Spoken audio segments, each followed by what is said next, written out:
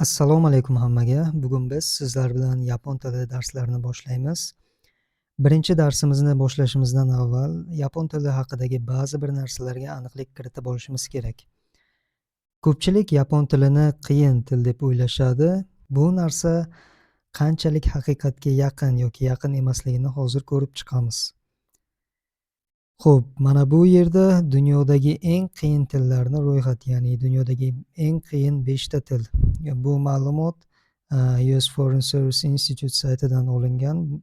Bu saytni poliglotlar, ya'ni 5-6 ta tildan ko'proq tilda gaplashadigan odamlar juda yaxshi bilishadi. Mana bu yerda yozib qo'yibdi. Category 588 weeks.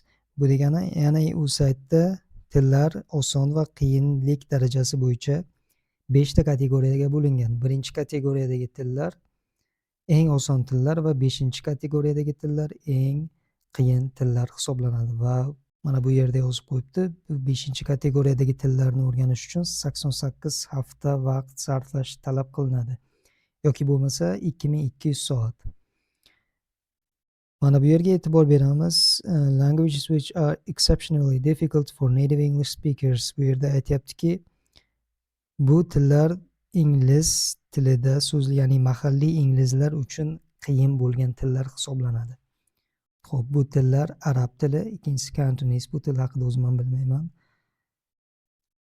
Uchinchisi mandarin, ya'ni Xitoy tili, Xitoy hududida ishlatiladigan til.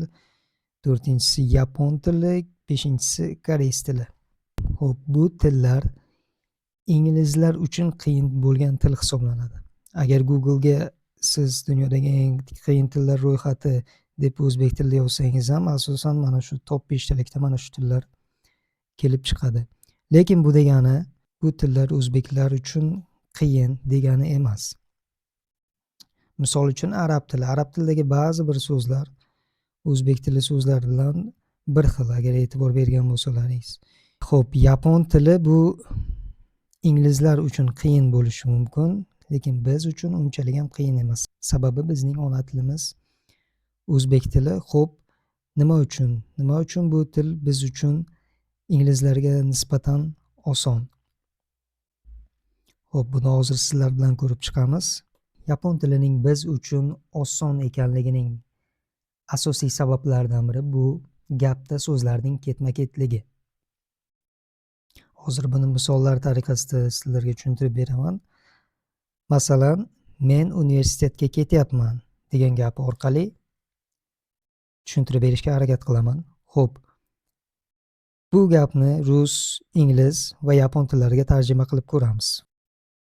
Va mana shu 4 ta tilni bir-biriga solishtirish orqali yapon tilining o'zbeklar uchun qanchalik oson ekanligini tushuntirib beraman. Xo'p, men universitetga ketyapman. Bu rus tilida "Я иду в университет" bo'ladi. Xo'p, bu yerda gapda so'zlarni ketma-ketligini hozir ko'rib chiqamiz. Mana qizil bilan belgilangan raqamlarga e'tibor beramiz. Men so'zi birinchi o'rinda kelyapti. Universitet so'zi ikkinchi o'rinda va uchinchida ga qo'shimchasi universitetdan keyin. Va to'rtinchi eng oxirgi so'z bu ketyapman bo'lyapti. Xo'p, men universitetga ketyapman rus tilida "Я иду в университет" bo'lyapti. Xo'p, bu hozir ko'rib chiqamiz, qani rus tilida bu ketma-ketlik qanday o'zgaryapti.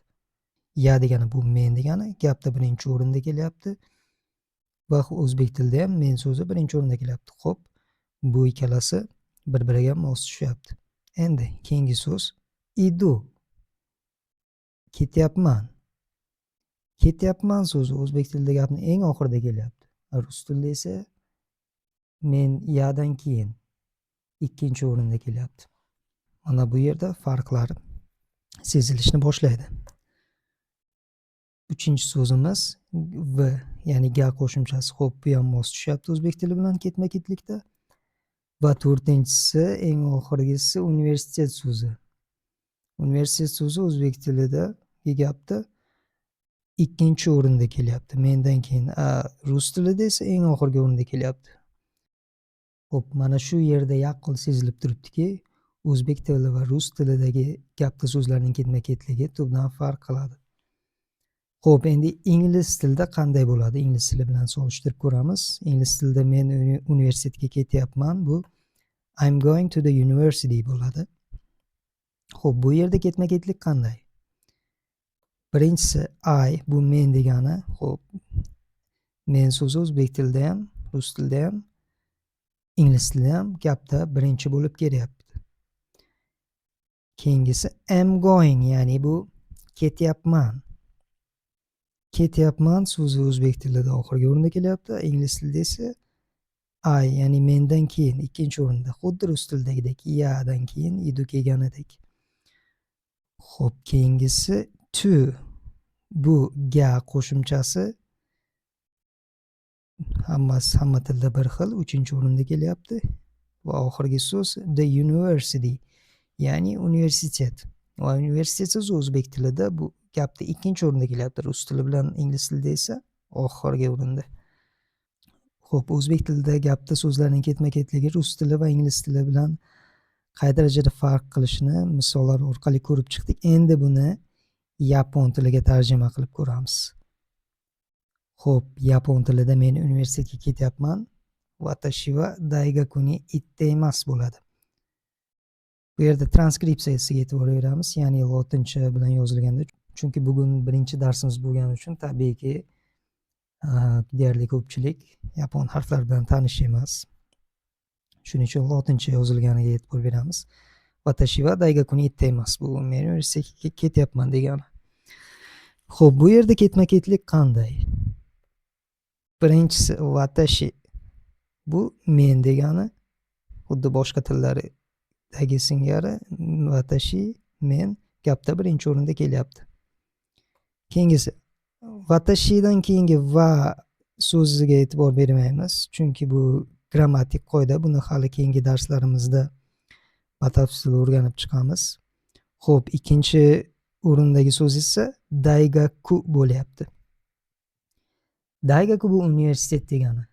E'tibor beramiz, mana shu yerda universitet so'zi o'zbek tilidagi gapda 2-o'rinda kelyapti. Rus tili va ingliz tilidagi gapda esa oxirgi o'rinda kelyapti. Yapon tilida esa xuddi o'zbek tilidagidek 2-o'rinda kelyapti. Mana shu yerda o'xshashlikni sezishimiz mumkin. Endi 3-o'rinda qaysi so'z? 3-o'rinda ni. Ni bu ga qo'shimchasi. Universitet ga, daigaku ni. Xuddi o'zbek tili bilan bir xil. E'tibor beramiz, mana shu yerda ni, ya'ni ga qo'shimchasi daigakudan keyin kelyapti. Mana bu rus tilida esa v universitet. Ga qo'shimchasi, ya'ni v universitetdan oldin kelyapti. Ingliz tilida ham to the university. To, ya'ni ga qo'shimchasi the university so'zidan oldin kelyapti. Yapon tilida esa ga qo'shimchasi ni, daigaku ni universitetdan keyin kelyapti. Xuddi o'zbek tilidagidek. Mana bu yapon tilining o'zbeklar uchun eng oson tomonlaridan biri. Chunki o'xshashlik bor bu yerda. Xo'p, keyingi so'zimiz itteimasu. Ya'ni bu ketyapman degani. Xuddi bu o'zbek tilida ketyapman so'zi gapni oxirgi qismida kelgandek, yapon tilida ham oxirgi qismda kelyapti. Rus tili bilan ingliz tilida esa 2-o'rinda kelyapti. E'tibor bergan bo'lsak, gapda so'zlarning ketma-ketligi yapon tili bilan o'zbek tilida bir xil va bu biz uchun katta yordam, ya'ni tilni tezroq o'rganishimiz uchun katta omil hisoblanadi. Ya'ni bu degani biz ingliz yoki rus zabon odamlarga nisbatan yapon tilini tezroq o'rgana olamiz degani. Chunki so'zlar ketma-ketligi bir xil bo'lgandan keyin tabiiyki siz shunchaki so'zlarning tarjimasini bilsangiz bo'ldi. Shunchaki o'zbek tilidagi gapni tuzib olasizda, u so'zlarni o'zbek tilidagi so'zlarning o'rniga yaponchasini qo'yib ketaverasiz. Xo'p, yapon tilining ikkinchi oson tarafi bu harflarning talaffuzi. Xo'p, buni ham misollar yordamida ko'rib chiqamiz. Xo'p, buni ham xuddi boyagidek rus, ingliz, yapon tillarini bir-biriga solishtirib o'rganamiz. Xo'p, rus tilidagi so'zlardan boshlaymiz. Mana bu so'zga e'tibor beramiz. Akno. E'tibor beramiz. Bu yerda ikkita O harfi bor, lekin bittasi A deb o'qilyapti. Mana qizil bilan belgilangani esa O deb o'qilyapti. Bitta harf, bitta so'zda ikki xil talaffuz qilinyapti. Keyingi so'z yizik. Aslida bu qizil bilan belgilangan harf ya bo'lsa ham, lekin bu so'zda y talaffuz qilinyapti, ya'ni yizik. Keyingi so'z yablka. E'tibor beramiz, yablkadagi ya harfi ya deb talaffuz qilinyapti. Mana bu yizikdagi ya harfi esa y deb talaffuz qilinyapti. Yablkadagi ikkita o'ga e'tibor beramiz. Birinchi o yablka. Birinchi o ga o'xshab talaffuz qilinyapti. Ikkinchi o esa a deb talaffuz qilinyapti, ya'ni yablka. E'tibor bergan bo'lsak, akno so'zida, yablka so'zida o harflarining talaffuzlarida bitta harfni 3 xil talaffuz qilinganini ko'rishimiz mumkin. Endi ingliz tilidagi so'z. Mana bu harfga e'tibor beramiz. Bu harf aslida e deb talaffuz qilinadi, lekin ko'pchilik bizda buni back, ya'ni e deb talaffuz qilishi mumkin. Lekin bu xato. Hozir bu yerdagi to'g'ri talaffuz qilinishi back, ya'ni a ga o'xshab ketadigan tovush a deb talaffuz qilinadi. Harfni o'zi nomlanishi e bo'lsa ham, bu yerda a deb talaffuz qilinyapti. Ikkinchi so'z strange. Endi bu yerdagi a harfiga e'tibor beramiz. Bu yerdagi a harfi a deb talaffuz qilinyapti. Backdagi a harfi back, a deb talaffuz qilinyapti. Xo'p, endi oxirgidagi e harfiga e'tibor beramiz. Bu ingliz tilida i deb nomlanadigan harf, lekin bu yerda umuman o'qilmayapti bu harf. Strange. E harfini umuman eshitmayapmiz bu yerda. Xo'p, uchinchi misol rose. E'tibor beramiz. Bu yerdagi s harfi z deb talaffuz qilinyapti. Rose. Mana bu strange'dagi s harfi esa s deb talaffuz qilinyapti. Endi yapon tilidagi so'zlarni ko'rib chiqamiz. Mana bu yerda 3 ta harf, ya'ni a chiziqcha bilan ajratib qo'yilgan a, na va ta harflari. Bu harflar xuddi shunday nomlanadi, xuddi shunday qanday yozilgan bo'lsa. Endi mana bu so'zga e'tibor beramiz. Anata bu sen degan ma'noni bildiradi.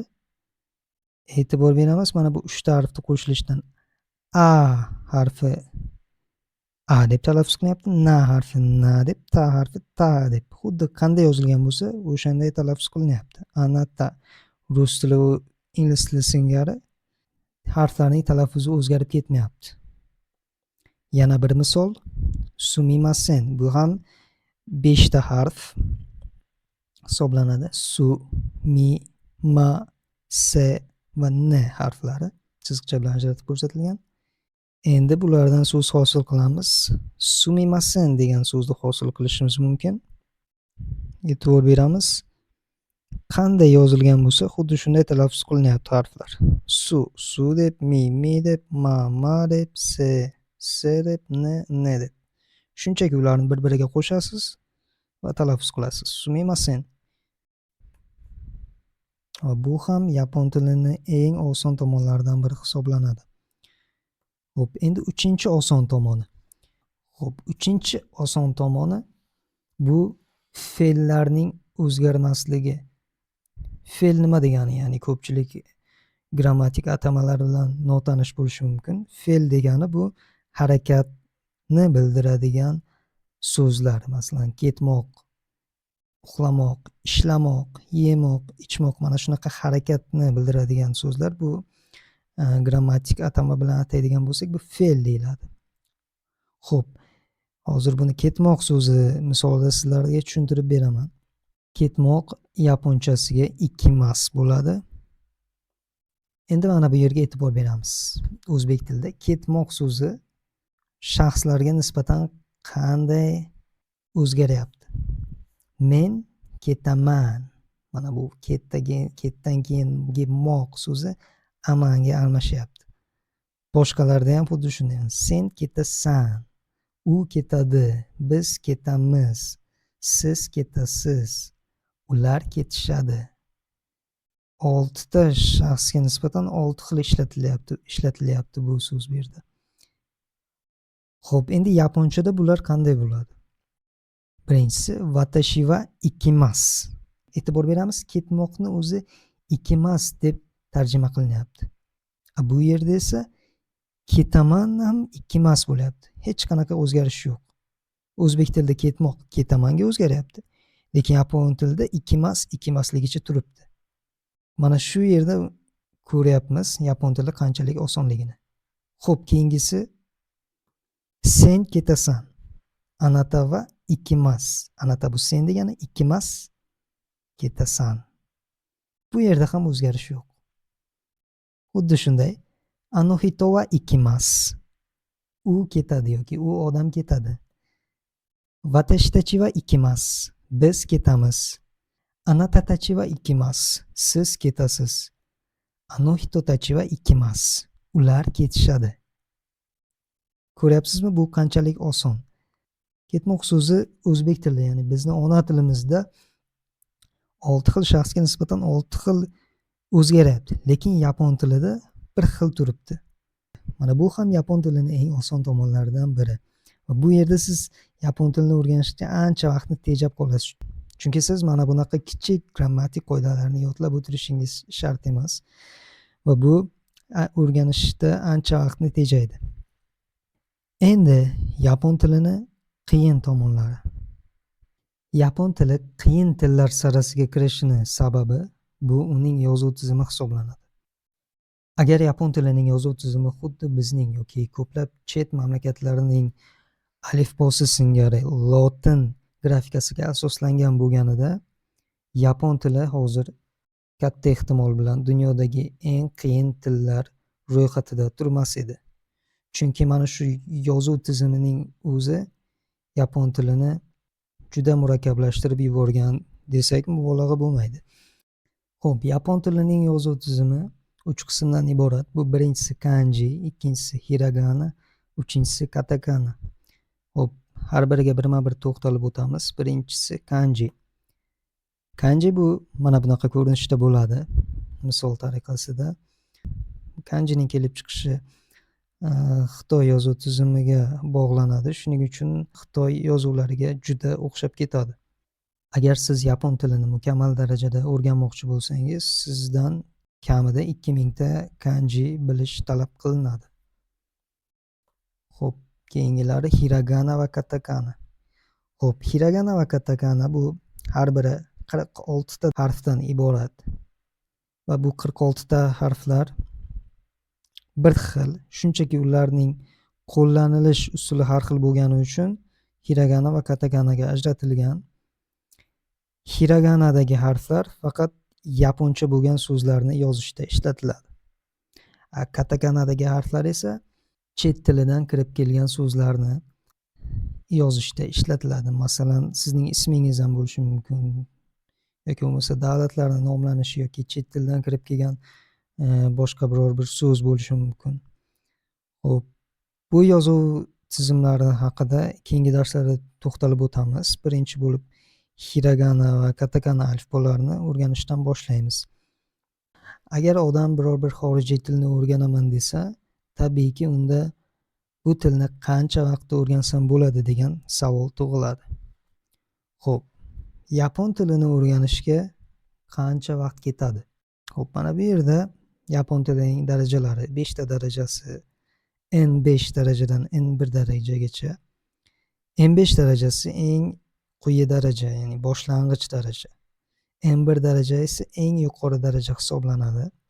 Va mana shu 5 ta darajani o'rgansangiz, 5 ta bo'lmasa ham mana bu 3 ta N5 dan N3 gacha o'rgansangiz, siz yapon tilida bemalol mustaqil so'zlasha oladigan bo'lasiz. Yaponiyaga borgan taqdiringizda ham o'zingiz mustaqil yashay olasiz.